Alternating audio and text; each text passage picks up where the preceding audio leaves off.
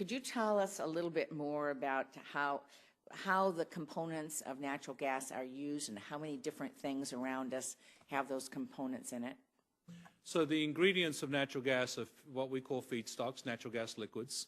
The bounty of shale gas is, thanks to our great oil and gas sisters and brothers, the bounty, the geology, is that the gas is very wet, so-called NGL rich.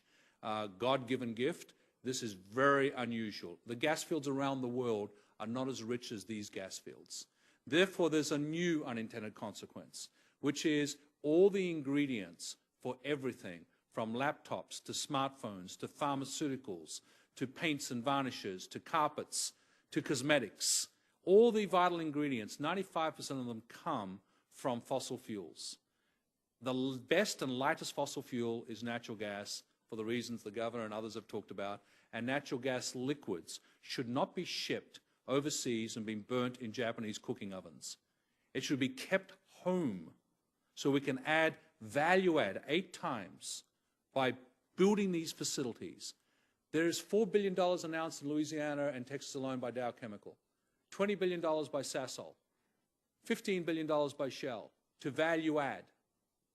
This is a big bet that we're going to get responsible supply and responsible production. It's a risk. It's a managed risk as long as we don't interfere and create a new unfettered demand for it overseas and stop all this value add in the country.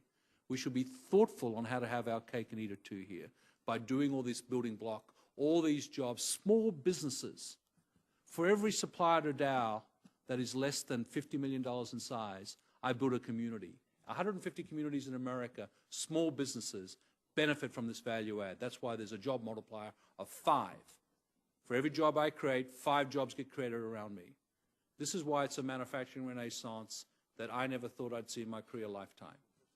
I want to ask our witnesses today about something that hasn't received a whole lot of attention yet, but Mr. Liveris touched on it during Senator Stabenow's comments, and I want to drill down a little further and get people's thoughts on this, and maybe Mr. Liveris, Mr. Medlock, and anyone else who wants to comment.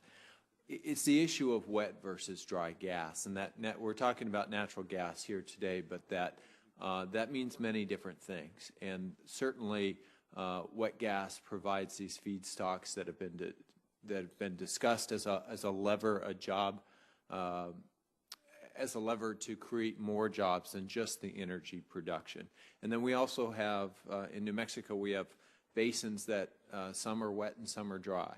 So what I wanted to ask is, do our policies and does the market, and I'm not going to describe this particular market as a free market because I don't think it is yet, but do our policies both at the federal level and then do the economics recognize the distinctions between these different products, between natural gas liquids, natural gas, and the fact that it may have very different ramifications to export dry gas to be used as an energy support versus exporting gas that is rich with these natural gas liquids that are so important for the manufacturing sector?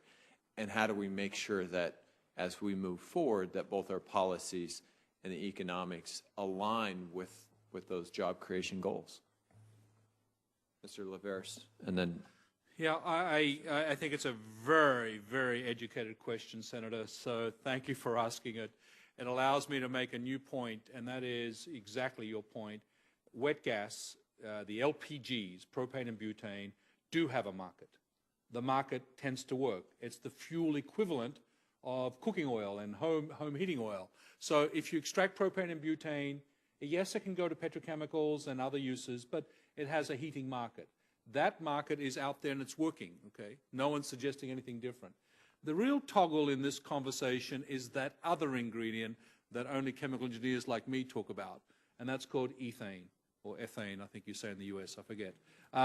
Ethane is, unfortunately, can stay in the gas and doesn't get rejected and can go to Japanese power stations, and when they set the BTU spec, they like to keep it in because it gives them more BTUs. They'd like to pay they'd like to pay a gas price for a rich ingredient. Some of these countries actually extract it and add value to their own countries. So I think every country in the world which has ethane goes to the trouble of answering your question in a very educated way. They put aside the ethane for their domestic economy. Now, that sounds like interrupting free markets, doesn't it? But ethane doesn't trade. There is no real world ethane price. I can get ethane in Saudi Arabia at a very different price than I can get it in the United States. And that's where I think we have to be very measured on what we export. But that opens up a whole new line of questioning, and I'm happy to answer them at some future time. Mr. Medlock. Just real briefly, with all of the longer chain hydrocarbons, is what you're talking about here, gas processors, when they actually see the gas at gathering systems come to them, will make a decision about the value of extraction versus the value of leaving a certain component of those longer chain hydrocarbons in the stream. In a situation where the ethane price and the propane price and the butane prices are actually elevated sufficiently enough, then you'll see them extracted. You'll see leaner gas. It has to be within a particular range if it's going to be pipeline spec in the U.S., but there is a market mechanism that actually drives how hot the gas is, in effect. And is that highly dependent on the sort of the state of infrastructure and the local conditions, because many of these things are being produced in places that don't have the long history of infrastructure that, say, the basins in the Southwest, like New Mexico and Colorado, have? Oh, I mean, certainly it does. Yeah, certainly it does. I mean, you're talking about gas coming online, say, in South Texas. This is an interesting example, actually, what's happened in the Eagle Ford and what it's done to actually NGL prices at Mont Belvieu. You've seen a massive disconnect between where Mont Belvieu NGL prices have been in the past couple of years relative to where they were previously in relation to crude oil prices. And it's because you've got a lot of NGLs coming into the market that are being extracted because there's high value associated with them.